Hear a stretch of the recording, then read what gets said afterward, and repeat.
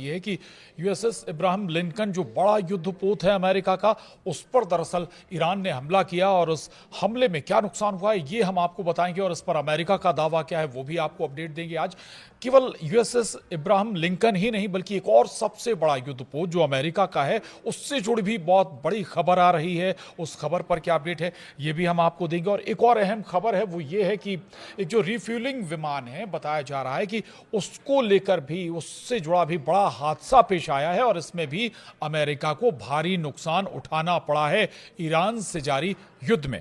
Update ले लेते हैं आनंद। आखिर एक साथ ये खबरें आ रही हैं कि एक साथ आज जो 14वां दिन है वो अमेरिका के लिए बड़ा घातक बड़ा नुकसानदायक रहा है।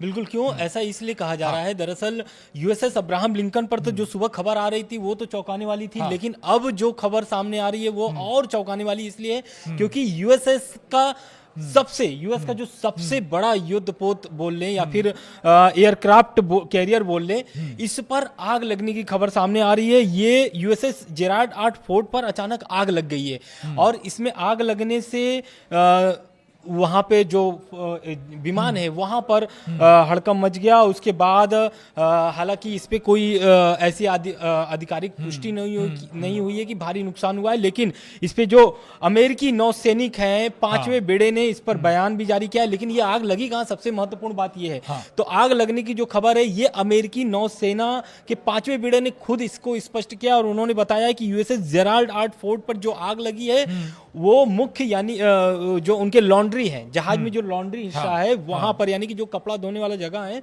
उस हिस्से पे आग लगी है और इस हिस्से पे आग लगी है। हालांकि आग पर काबू पा लिया गया है और जो अमेरिकी नौसेना के 5वें बेड़ा है उसने बताया है कि ये जो हादसा हुआ ये युद्ध से जुड़ा हुआ हादसा नहीं था, युद्ध से जुड़ा हुआ घटना नहीं था। लेकिन हम आपको बता देते कि यूएसएस जेराल्ड आर फोर्ड पर अभी तैनात कितने सैनिक हैं, यानी उस जहाज पर मौजूद कितने सैनिक है, तो ये खबर सामने आ रही है कि जहाज पे करीब 4500 नौसैनिक के साथ तैनात है और ये लाल सागर पर अभी मौजूद है।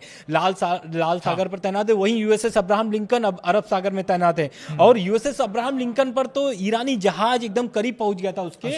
और वहां पर जब करीब पहुंच गया यूएसएस अब्राहम लिंकन के करीब पहुंचा जब, तो उसके बाद क्या होता है कि अमेरिकी जो नौसेना है वो फायरिंग शुरू कर देती है उस पर। हालांकि निशाना चूक जाता है और ये फायरिंग हुई थी अमेरिकी जहाज ने अपने मार्क 45 नौसैनिक तोप से ये फायरिंग की थी, गोलीबारी की थी। हालांकि ये निशाना चूक गया, लेकिन इस पर भी आईआरजीसी ने बड़ा दावा कर दिया और आईआरजीसी ने कह दिया कि यूएसएस अब्राहम लिंकन को भारी नुकसान ईरानी जहाज ने पहुंचाया और इस नुकसान को अभी अमेरिका स्पष्ट नहीं कर रहा, लेकिन आने वाले समय में ये स्पष्ट करेगा क्योंकि यूएसएस अब्राहम लिंकन जहां पर ये ईरानी जहाज जो है जाकर के वहां पर करीब पहुंच जाता है और वहां पर इस तरीके की घटना सामने नजर आती है। वहीं इराक में अमेरिका का जो विमान है KC-135 वो क्रैश हो गया है और इसमें लगभग यूएस के जो एयरफोर्स के 4 लोगों की मौत होने की खबर सामने आ रही है। बिल्कुल। तो ये 2-3 बातें हैं। आईआरजीसी जो दावा कर रहा है उसमें कितनी सच्चाई, ये जरूर थोड़ा सा हो सकता है, इसमें वक्त लग सकता है आनंद की। वाकई आईआरजीसी जो दावा करे, अगर या तो देखिए फायरिंग की गई है तो या तो फाइटर जेट बच निकला है।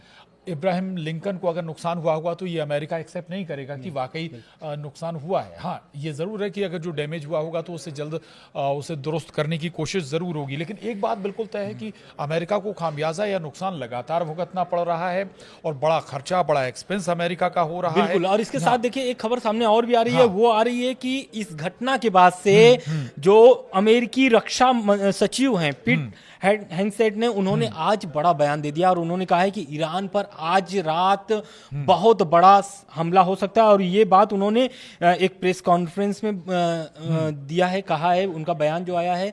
और उस प्रेस कॉन्फ्रेंस में एक तरीके से खौफनाक चेतावनी देते हुए ईरान को कहा है कि आज रात ईरान पर होने वाली एयर स्ट्राइक अब तक की सबसे बड़ी और सबसे घातक होगी एयर स्ट्राइक। तो समझिए कि ईरान भी वहां पे चुप नहीं बैठा है, ईरान भी मुंहतोड़ जवाब लगातार दे रहा है और यही कारण है कि इस बयान के बाद हो सकता है ईरान और मजबूती से खड़ा हो जाए। और वहीं पेंटागन ने भी इस पर एक बड़ा दावा कर दिया और उन्होंने कह दिया कि ईरान की जो मिसाइली शक्ति है पहले ही 90% जो है कि वो तबाह हो चुकी है और आज रात के हमले में तेहरान की बची कुची कमर भी तोड़ लेकिन देंगे। लेकिन ये सब जो है ना, वो कह रहे हैं कि पेंटागन कह रहा है 90% मिसाइल जो पावर है खत्म, बर्बाद हो चुकी है। लेकिन अभी भी बताते हैं कि सुरंगों में, पहाड़ों के नीचे बड़ी बड़ी लंबी लंबी सुरंगें हैं जहां पर हजारों मिसाइलें अभी भी मौजूद हैं। और इतना बड़ा स्टॉक इसराइल ने, माफ कीजिएगा, ईरान ने तय कर रखा है। वो जानता था शायद मिडिल ईस्ट की, अगर आप बाकी देशों में जाएं या किसी और देश में भी जाएं, जिस अंदाज में अमेरिका ने बाकी देशों को सरेंडर करवाया, ईरान उनसे बहुत अलग है, डिफरेंट है। उसने शायद आज के दिन के लिए, या जो स्थिति आज उसके सामने, इस ऐसी स्थिति के लिए वो पिछले कई सालों से नहीं बल्कि कई दशकों से बिल्कुल तैयारी आप कर सही रहा कर रहे हैं। था। और ये तो, तैयारी हाँ, जो है कि 20 से 25 साल से ही ये तैयारी कर रहे थे इस युद्ध के लिए। बिल्कुल। बिल्कुल। और साथ में एक खबर सामने और आ रही है। खबर ये है कि चीन अब जो है कि ईरान के साथ खड़ा नजर आ रहा है और उसने बड़ा ऐलान किया है। बड़ा ऐलान ये किया है कि जो गर्ल्स स्कूल थे जहां पर 175 बच्चियों की, लगभग 175 बच्चियों की मौत हुई थी, उस पर ईरान ने चीन ने जो है कि चिंता जताया है और एक बड़ा आर्थिक मदद देने का भी ऐलान किया है। चीन ने ईरान के मिनाब स्थित गर्ल्स स्कूल पर हुए अटैक पर गुस्सा जाहिर भी किया है। साथ ही अटैक में बेटियों को खोने वाले माँ बाप को लगभग $20 लाख की आर्थिक मदद देने का ऐलान किया है। तो ये सबसे बड़ी खबर इसलिए हो जाती है क्योंकि अभी तक चीन चुप बैठा हुआ था, लेकिन अब धीरे धीरे चीन भी ईरान के साथ खड़ा नजर आ रहा है। ये कहें कि खुलकर ओपन तरीके से अब चीन नजर आ रहा है। अभी तक चीन का जो अंदाज रहा है वो बैक डोर से अपने मित्र देशों को सपोर्ट करने का रहा है ऐसी स्थिति में, लेकिन ये पहली बार है जब चीन खुलकर मैदान में आ रहा है, तो अच्छी बात है। दूसरी तरफ रूस भी ओपन तरीके से सपोर्ट कर रहा है। तो यानी ये एक दूसरी बहुत आखिरी सवाल ले रहा हूं कि अब ऐसा नहीं लग रहा कि दो ध्रुवों में स्थिति बनती हुई नजर आ रही है? एक तरफ अमेरिका के सपोर्टेड देश हैं, दूसरी तरफ ये दो महाशक्तियां ईरान के साथ खड़ी हो रही हैं, रशिया और चीन। अब देखिए रसिया को इसलिए फायदा हो रहा है क्योंकि स्टेट ऑफ हॉर्मुज ईरान ने बंद कर दिया है। सही बात इसके कारण से अब जो है कि अमेरिका ने कह दिया है कि सभी देश देश रूसी तेल खरीद सकते हैं। तो ये कहीं ना कहीं इसमें रूस जो है मजबूत नजर आ रहा है। वही फायदे में, बिल्कुल डबल फायदे में ऐसा है कि एक तो रूस का तेल जा ही रहा है, रूस ने। तो ये दो तीन बातें, एक IRGC जो दावा कर रहा है उसमें कितनी सच्चाई, ये जरूर थोड़ा सा हो सकता है, इसमें वक्त लग सकता है। आनंद की वाकई IRGC जो दावा करे, अगर या तो देखिए फायरिंग की गई है तो या तो फाइटर जेट बच निकला है। इब्राहिम लिंकन को अगर नुकसान हुआ होगा तो ये अमेरिका एक्सेप्ट नहीं करेगा कि वाकई नुकसान हुआ है। हाँ, ये जरूर है कि अगर जो डैमेज हुआ होगा तो उसे जल्द उसे दुरुस्त करने की कोशिश जरूर होगी। लेकिन एक बात बिल्कुल तय है कि अमेरिका को खामियाजा या नुकसान लगातार भुगतना पड़ रहा है और बड़ा खर्चा, बड़ा एक्सपेंस अमेरिका का हो रहा है। और इसके साथ देखिए एक खबर सामने और भी आ रही है। वो आ रही है कि इस घटना के बाद से जो अमेरिकी रक्षा सचिव हैं पीट हेगसेट ने, उन्होंने आज बड़ा बयान दे दिया और उन्होंने कहा है कि ईरान पर आज रात बहुत बड़ा हमला हो सकता है। और ये बात उन्होंने एक प्रेस कॉन्फ्रेंस में दिया है, कहा है, उनका बयान जो आया है। और उस प्रेस कॉन्फ्रेंस में एक तरीके से खौफनाक चेतावनी देते हुए ईरान को कहा है कि आज रात ईरान पर होने वाली एयर स्ट्राइक अब तक की सबसे बड़ी और सबसे घातक होगी एयर स्ट्राइक। तो समझिए कि ईरान भी वहां पे चुप नहीं बैठा है, ईरान भी मुंहतोड़ जवाब लगातार दे रहा है। और यही कारण है कि इस बयान के बाद हो सकता है ईरान और मजबूती से खड़ा हो जाए।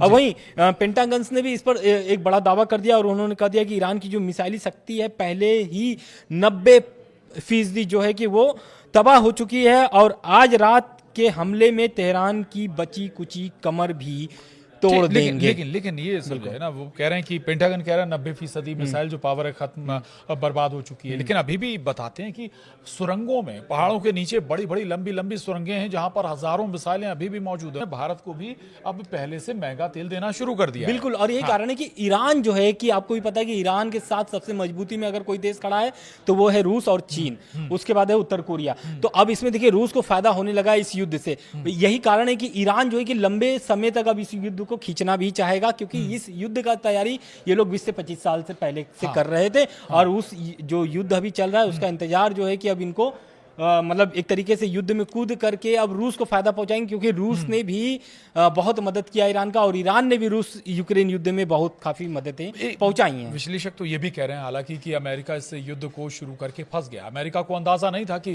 ईरान से जो युद्ध है वो इतना लंबा खींचेगा। और ईरान की तरफ से IRGC पहले ही कह चुका है कि हम अमेरिका और इजराइल से दोनों से लगातार 10 साल तक युद्ध कर सकते हैं। तो बहुत ईजी बिल्कुल भी नहीं है अमेरिका और इजराइल के लिए ईरान के साथ ये जंग जारी रखना। अब देखना होगा कि आखिर बाहर जो अमेरिका है वो निकलता कैसे। बहरहाल आज के इस वीडियो में इतना ही। आगे भी हम अपडेट लगातार आपको ईरान इजराइल अमेरिका युद्ध से जुड़ी देते रहेंगे। आज के लिए इतना ही। नमस्कार। नमस्कार।